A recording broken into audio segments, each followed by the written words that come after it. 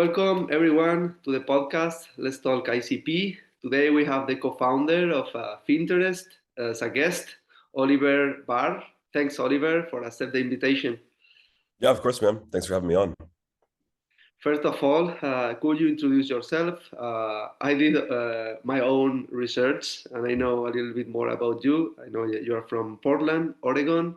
You have recently graduated with a Bachelor of Science in Mathematics with a focus on statistics and data science.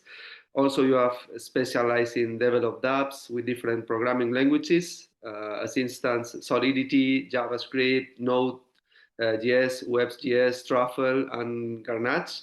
And also, you're a DeFi passionate. Yeah, can you talk more about you, Oliver? Yeah, for sure. So yeah, you got most of it. But yeah, back in college, I was kind of going into data science. That was kind of just like the generic route that I had gone on because I enjoyed math, and so that's what I was studying. And most people that I knew in math were either going into data science or they were going to go into more school forever. And I was not. Neither of those were super interests of mine. And right about the time I was about to start graduating, I'd gotten bitten by the crypto bug. First, just as a speculator, but getting more and more into the kind of mathematics behind it, the cryptography behind it, it all really appealed to me. The idea of self-custody of your own assets, of true property rights, all of those things really appealed to me. So I kind of, right when I graduated in 2020, was right in the swing of the pandemic. So lots of places weren't really hiring, and the kind of I'd actually signed up to go to the Peace Corps. I don't know if you're familiar with that, but the plan was I was going to go be teaching math in a small village in Guinea in Africa. But because of COVID, obviously that got yanked. And so I didn't really have any plans. So I just kind of started working a part-time job and diving full into the crypto scene. I taught myself Solidity. So then I started working as a Solidity developer for a couple of years, kind of just bouncing around projects until I started working more in the DeFi space, which is, like you mentioned, where my passion lies. I think giving people access to more financial freedom, financial tooling is a really positive thing. I think right now a lot of people are being hampered by not being able to take control of their finances. So that's what makes me passionate about DeFi. And so, yeah, I met my co-founder, Carl. We were both working on a project together, and we both were just putting in a lot of hours and getting a lot done. And when that project started to wind down, we were kind of just looking for the next thing. And I'd had my eye on the internet computer for a while now. I liked a couple of the ideas behind it, such as the completely decentralized front and back end of your website, along with your smart contracts. And then also their native Bitcoin integration that was coming up at the time really excited me. The idea of truly being able to link together all these disparate different blockchains instead of having to have these really vulnerable centralized bridges between them, which were just a total makeshift solution. They were really presenting a new paradigm of cross-chain compatibility, which appealed to me. So yeah, we just dove right in. We saw that no one was really building a robust borrowing and lending protocol, and we knew that was a super important part of the ecosystem. So we just dove right into that, maybe a little before April, and we've come a long way since then. Mm-hmm. How you start the how you know and meet ICP, because Finterest, you found Finterest with your partner Carl Satz, Yeah. and how you decide start to build on ICP, if you also study like maybe other blockchains, and then when you compare different blockchains, the top tier ones, like okay, this is the best one, and how it was the approach for to internet computer. Yeah, so for me personally, like I said, I've been working on EVM chains for a long time. I've been using Solidity mostly as my programming language. So I've had experience on almost all of the different EVM chains, and they all have their small advantages and disadvantages, but none of them really presented like a new paradigm. In the same way that Ethereum presented a new paradigm from Bitcoin, where like past just having money, you have programmable money, which you can really easily spin up some sort of decentralized finance app with. In the same way, that was a big step forward. I think that ICP is actually trying to present a new big step forward in the areas of true decentralization, of compatibility between blockchains, and with their tooling for DAOs.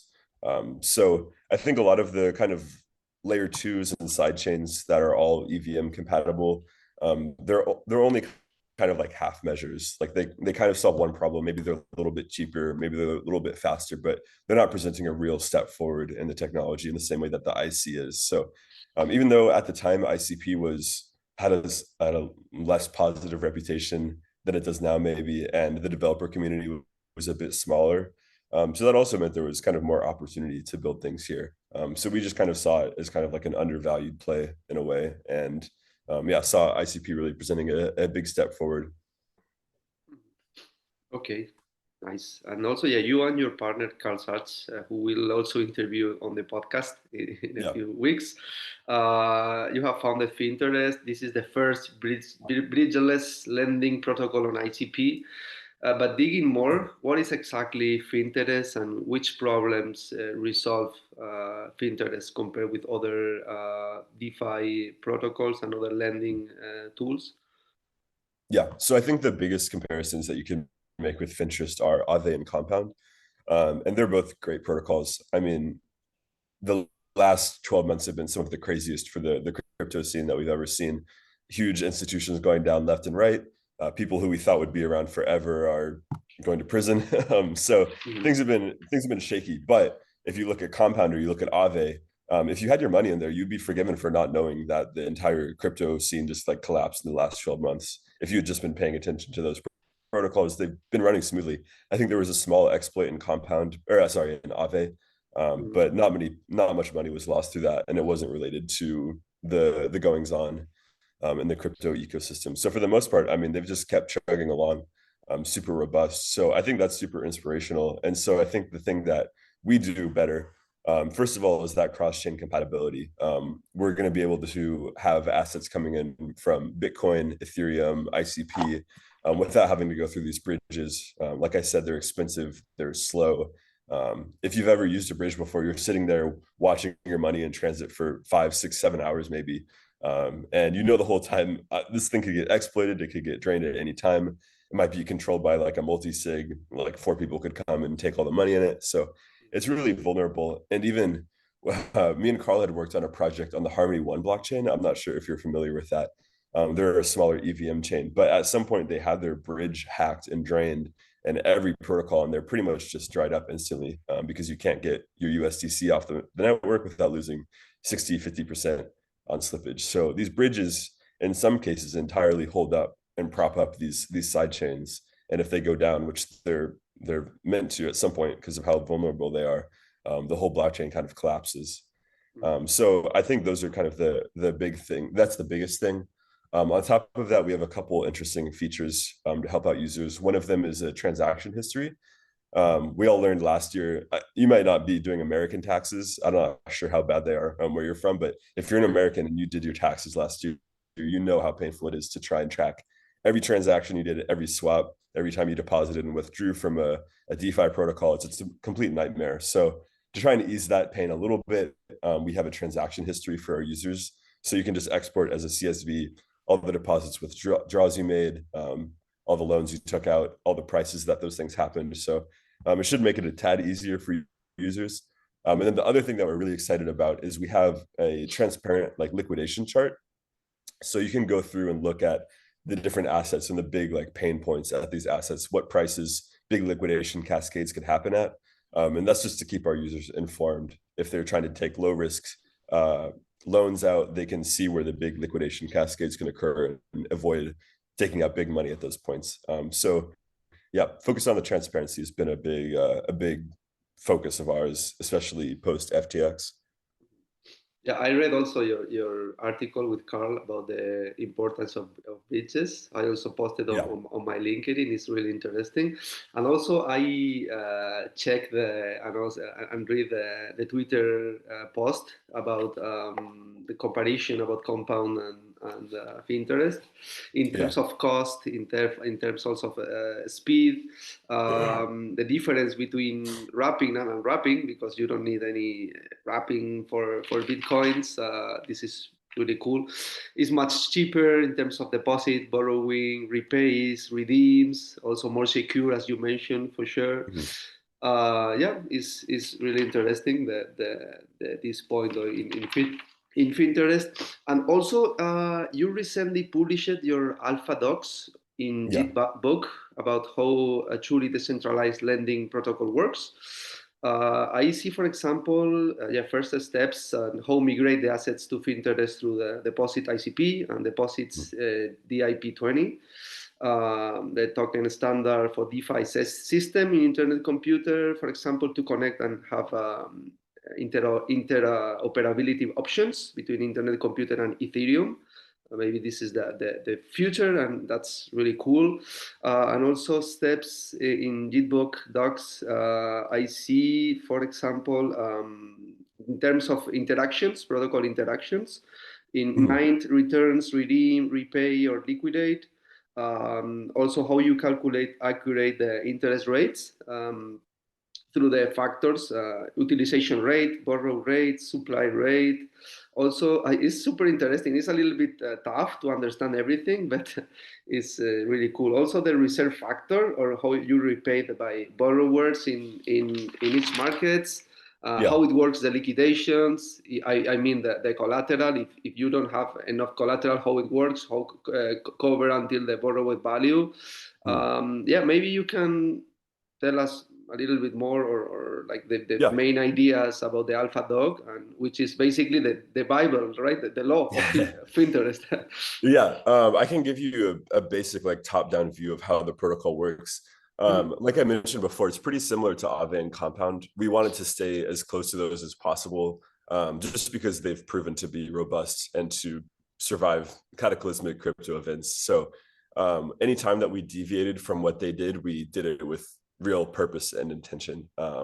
But so for the most part, a lot of the math is similar. But yeah, just kind of like on a high level, how it works is you go deposit your asset. Let's say you're going to deposit some ICP. And so you deposit that and it gets pooled with all the other deposits of ICP that everyone else has put in there. And in return for that, you get some F tokens, which just represent your share of the tokens. And so once you've deposited those, you have some collateral, you can go take out a loan. So let's go say you're going to take out some Bitcoin. So you go to that pool of everyone's deposited Bitcoin and you pull out a little bit. You can only go up to a certain percent of how much ICP you've deposited in a dollar value. And that's what the collateral factor that you're talking about. The more risky that an asset is, the less that we let you borrow against it, just because the price is going to fluctuate a lot. And we want to help users not get liquidated. Unless that's kind of their whole plan. So the collateral factor is there to kind of reduce how much you can borrow against volatile assets, knowing that the price is going to be changing a lot. So once you've borrowed your Bitcoin, you can do whatever you want with it. It's yours at that point. You can go interact with any other DeFi protocols. You can go buy things with it, whatever you want. But over time, you're accruing some interest on that. That interest percentage is based off of how much is being borrowed from that pool. So if there's a bunch of Bitcoin and only a little bit's getting borrowed, the interest rate's not going to be super high. But if almost all the Bitcoin's getting borrowed, it's in high demand, then you're going to have to be paying a premium on that. And all of those fees get distributed back to the lenders. So as you've lent out your ICP and people are borrowing it over time, as they repay, you're getting a little bit back. So the exact math on that isn't as complicated as it looks. There's no real high level math going on there, but it's all basically just meant to kind of incentivize more people to loan when an asset is in high demand, and it incentivizes more people to borrow when an asset is not in high demand. So hopefully it kind of balances those things out over time. We've seen with Compound and Aave that's worked out for the most part. And then the big scary part is the liquidations. So if you have $100 worth of Bitcoin and you can borrow up to, let's say, $75 worth of ICP. So you max out that borrow, and then the price of Bitcoin plummets. So now your $75 worth of ICP is being compared to $75 worth of Bitcoin. And so now you're in the liquidation range. And that means someone can come pay down your outstanding debt and claim the assets that you deposited. Obviously, that's not ideal. We don't want that to happen. But the reason that we need that to happen is if, for instance, someone knows that, let's say they know that ICP price is about to go way up. So they borrow a bunch of ICP right before that happens and the price doubles. And so now they don't have to go repay those loans at any point. We can't like come steal their ICP, come take it back with force. So they have all this outstanding ICP debt, which is worth more than the loans they left in our system. So that means we're accumulating bad debt, as they'd say. And this happens a lot more in like centralized finance markets where Think about like the 2008 financial crash, where all these companies were left holding these mortgage bonds, which are just completely worthless. They have to write them off on their books, and they lose all this money. So that's the point of the liquidations, is to prevent us from ever accumulating bad debt. We want Finterest to be able to run without our input forever. Basically, we want to put it out there, and as we introduce the governance features, we want to be able to completely step back and never have to touch it again. So the liquidation feature is there to keep people from giving us bad debt, basically. Mm-hmm. Yeah, and I also see like another innovative system called that single side vaults, Yeah. where you can Yeah. securely borrow assets without any collateral, right? So Yeah, how it almost. works. So the way it works is, so you can deposit assets into a vault and still use that as collateral to borrow against, but without giving it into that pool of assets that people borrow against. So we know that we're writing this in Motoko. This is new technology. ICP hasn't been used for DeFi that heavily. And so people are going to have concerns about security. And so if people are really security minded, we introduce these single-sided vaults so people don't have to mix their funds with everyone else's. It makes it less vulnerable in the case of an exploit. We're doing our audit with QuantStamp, and we're getting DeFi insurance from them. So we're super confident about our security, but we know there's inherent risk in DeFi. So if people are super concerned about that, they can just deposit in these single-sided vaults and borrow against it. Not earn any interest, obviously, but not be as vulnerable to exploits. Yeah.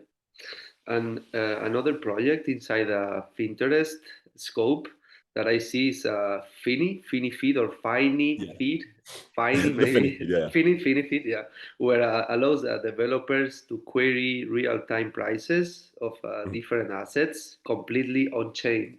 This is something huge. Yeah. What is exactly Fini, and how does it works in terms of how you get the prices 100% on-chain? It's like with the HTTP outcalls, or how it Yes. Yeah. exactly works?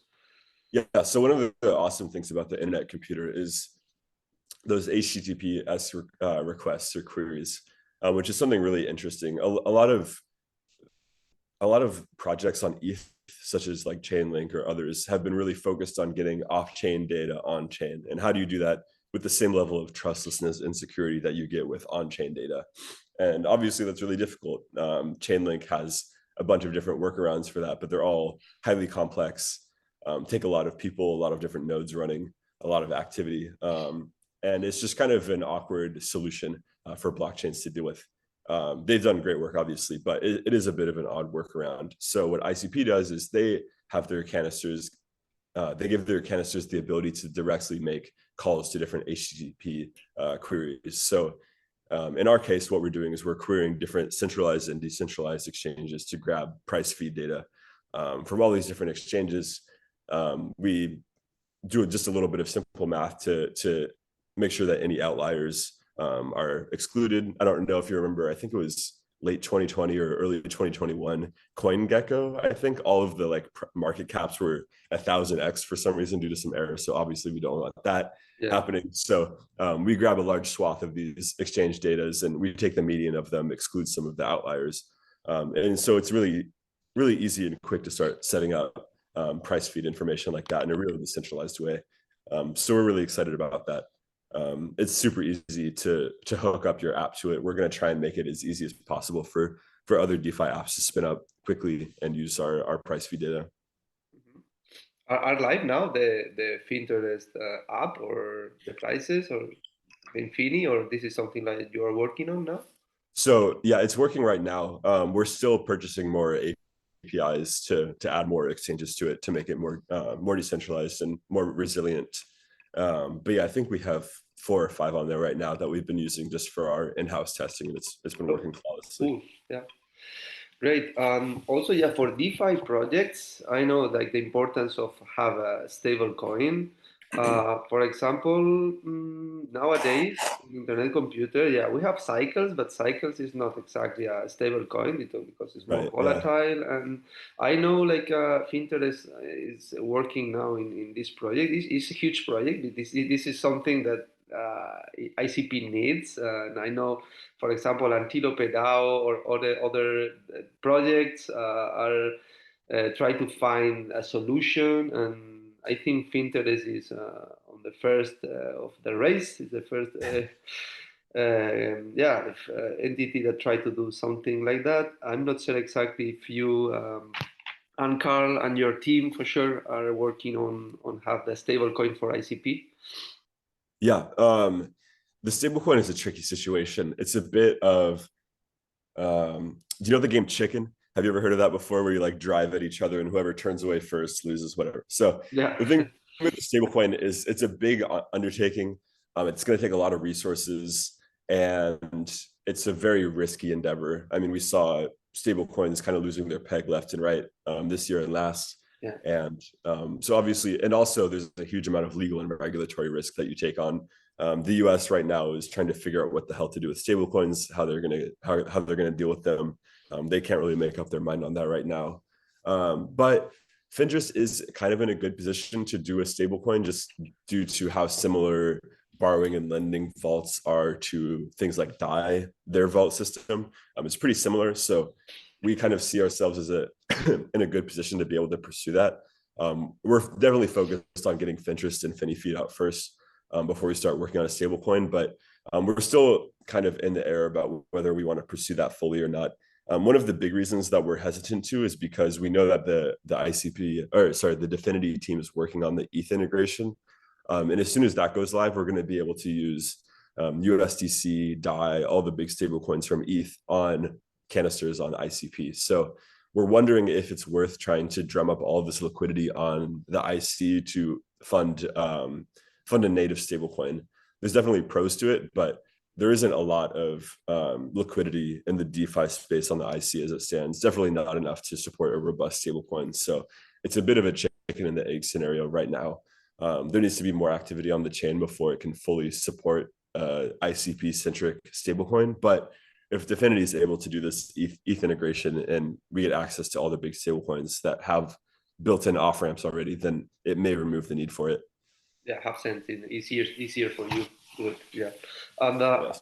also, yeah, congratulations, because I read that recently you have completed 1.5 million seeds round Thank you. with your investors, Polychain and 9 Yards Capital.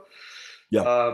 In terms of 2023, what is your expansion plans and new projects for the future? Also, in terms of business growth and your team, I'm not sure exactly. Your team now is like 7 or 8. Yeah. So we got some help for the Twitter side of things. So now it's 8. But yeah, we're still a pretty small team. Our engineering team, we have 3 engineers technically. Carl, my co-founder, has helped out a lot with the front end, and I've helped with the architecture a bit, but I haven't been coding. So our engineering team is small. Our team overall is really small, and that's kind of been me and Carl's favorite way to run projects in the past. We worked on a project in the past where we got some money and we scaled up super quickly, and we realized that once you scale up, you spend as much time kind of managing people as you do actually getting work done. And you have to learn a whole new skill set of how to manage people, how to track tasks and make sure that everything is getting done in the correct order and in time. So, and we've just felt that with a couple of really passionate engineers, we've been able to move as quickly as any other team with $50 million of funding and 30 engineers. If we just have that focus and we have that vision, we know exactly what needs to be done at any given time, then we're able to move as quickly as any other teams. So we're hesitant to scale up before we need to. Obviously, at some point, we won't be able to support everything with just a couple of engineers. So that'll have to happen at some point. But we're really happy with the work that we're getting done with the size of our team as it is. So we're a bit hesitant to scale it up. But yeah, Polychain and 9 Yards have been super helpful with us. Obviously, beyond just the money, which is important, but they've been super helpful with connections, all sorts of industry leaders that we've been put in touch with. So yeah, I think we got really lucky with who is supporting us. Obviously, at the time that we raised, the markets were kind of crashing and money was getting a lot more expensive. But even still, I would, for any like co-founders or founders of projects, be careful of who you take money from, because once they give you that money, they have a lot of power over you, and you need to be very careful about who you give that power to. So We've been extremely fortunate with our investors, and luckily haven't had to run into those issues yet. But I know they exist, and I've seen that happen to other co-founders, and it's not a good scenario. Yeah, for sure. Now you have the trust of Polychain and 9 Yards Capital, and there are like good seeds and good investors Yeah. to try to to trust in them, of course. And also, yeah, you get the Affinity grants before to Yes. run up the project. Yeah. So yeah, we when was our first? I think we had our first grant meeting back in April 1st. And I distinctly remember that. That's when it kind of things started to feel real, when we got our first little check for that. So yeah, Definity has been really helpful. Their grant program is great. If anyone has any interest in building on the IC, definitely hop in a call with them sooner rather than later. They can kind of point you in the direction of things that need to be done. There's a lot of pretty basic infrastructure projects that still need to be worked on. So if you're a developer and you need a new project to work on, definitely, I think they have like a bounty list of things that need to get worked on. So check that out. They're very generous isn't the right word, but they're not like trying to screw people over. They're definitely willing to give money to people that are doing good work. So definitely do that. Also, they put us in contact with their Bitcoin integration team when that still wasn't out yet. So they helped us work with kind of the beta of that, give us some tips and took some feedback. So the engineering side of Definity has been really great too.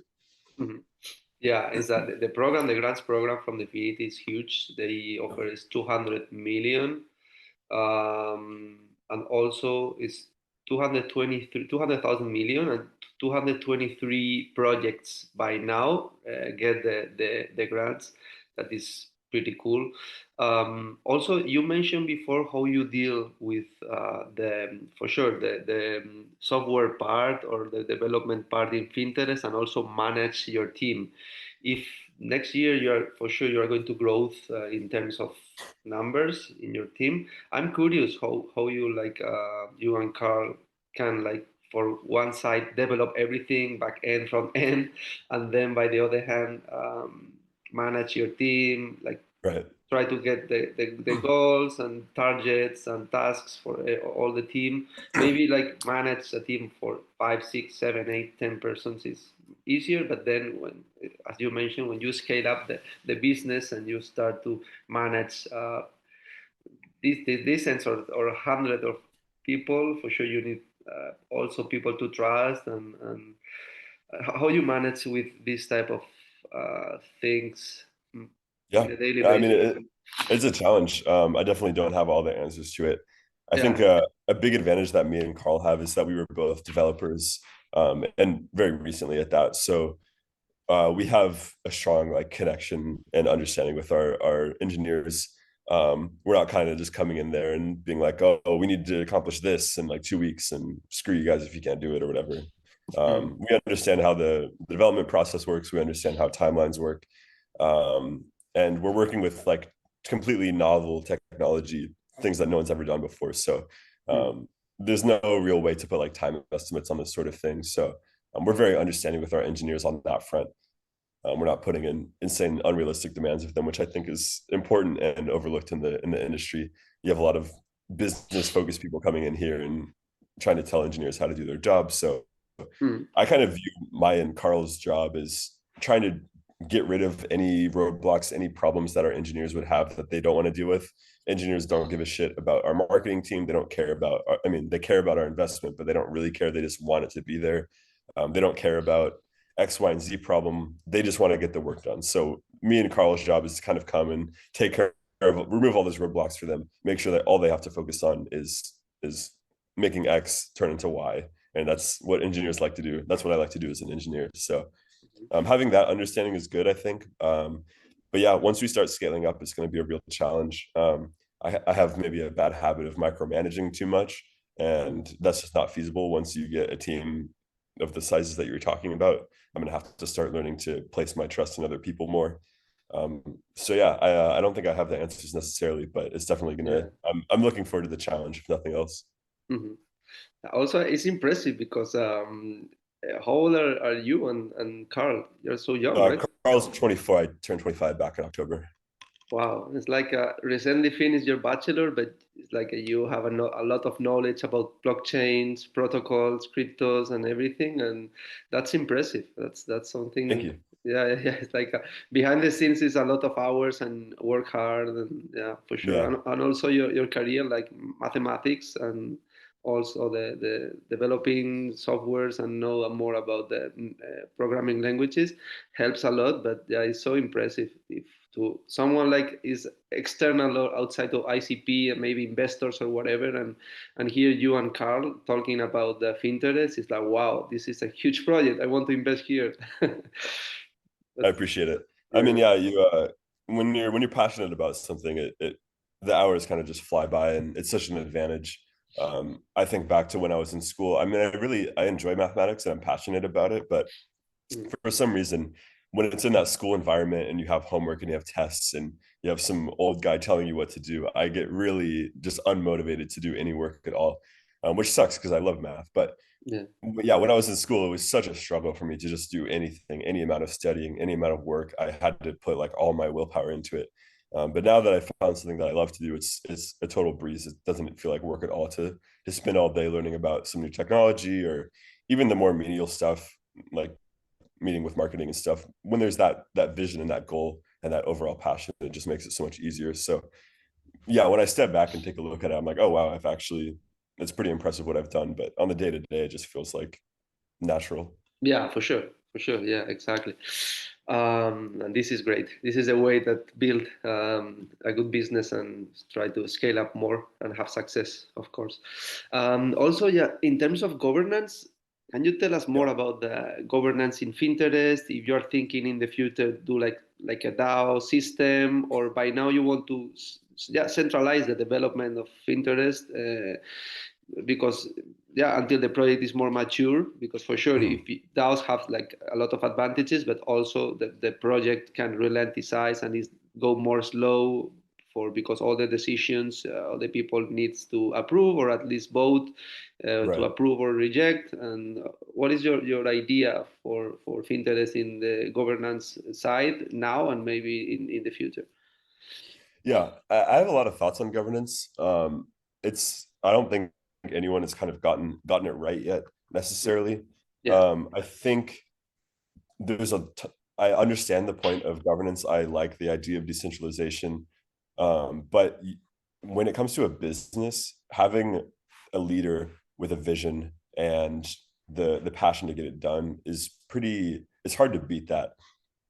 And even if that leader, excuse me, isn't perfect, or even if they don't have the total correct ideas, just the fact that there's one vision and one goal, and it's very decisive, and everyone is kind of under the same marching orders. That cannot be understated as kind of a business strategy. But for kind of these decentralized finance protocols, I think of them more as more as tools than businesses necessarily. And so these tools need to be able to adapt to the people that are using them. And so I think that's where kind of governance comes in and can be quite useful. So I think the plan with Finterest right now, obviously, is going to have to be launched in a semi-centralized state. Obviously, we're not going to have control of user funds or anything, but control of the different parameters or what tokens we list initially, we're going to have full control of that. Like I said before, the ICP community is good, but it's not huge. There's not a ton of liquidity. So if we opened everything up to be decentralized and open to governance, it'd be extremely cheap to attack us if there wasn't that robust liquidity. So our plan right now is to launch and then roll out more governance features over time as the community builds up and there's more liquidity in the space, mostly as a way to protect the protocol.